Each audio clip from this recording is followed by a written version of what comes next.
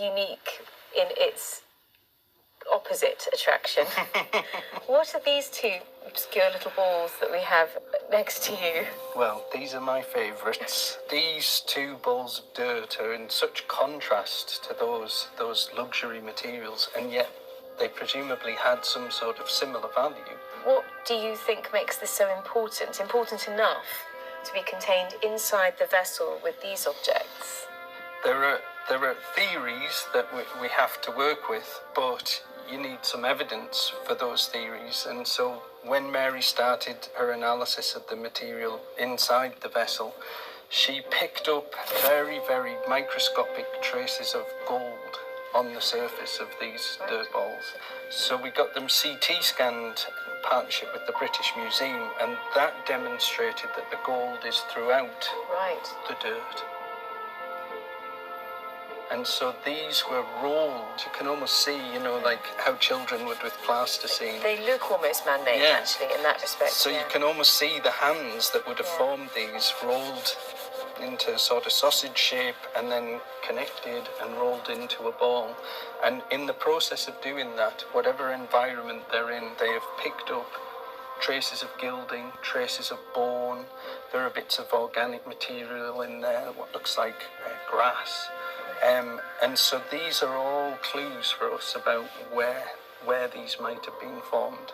And so you have to imagine an environment with gilding in it. For me, this sort of gave me the taster, the clues that I needed to pursue a particular theory, which is that pilgrims would visit holy places.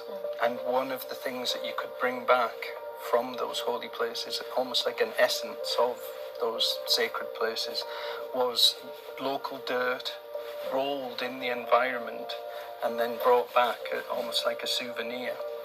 And I was looking for comparisons, and in the Vatican in Rome, again, like the rock crystal, there is a collection of earth relics, and they used to have little labels on them, and the labels would say where they had come from.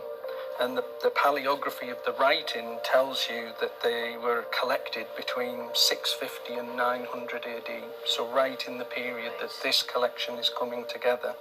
But the places that they're interested in are places in the Holy Land. So their labels say Bethlehem, the banks of the River Jordan, the Temple of the Holy Sepulchre.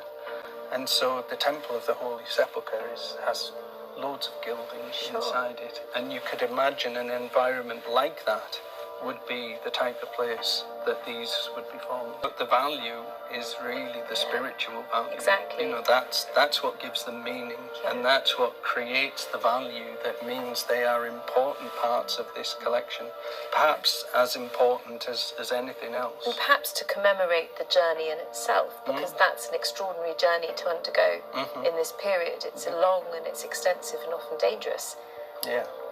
And those are the types of stories that all of these objects carry with them. So a picture is emerging that connects a location in Rome or the Holy Land, perhaps in Jerusalem, with pilgrims travelling across Europe, bringing objects, even balls of dirt, all the way back to distant Galloway. The Sasanian Empire thrived in Western Asia in the 6th and 7th centuries and spread their cultural influence across its journey halfway around the known world, from Iran to a distant corner of southwest Scotland. There's always truth to the stereotype. There is an established historical narrative for all of that. And sometimes things that people have never thought of before, that a Sasanian vessel could travel thousands of miles to be the container for what looks like a family's history, a family's heritage. There's endless opportunities here to learn more.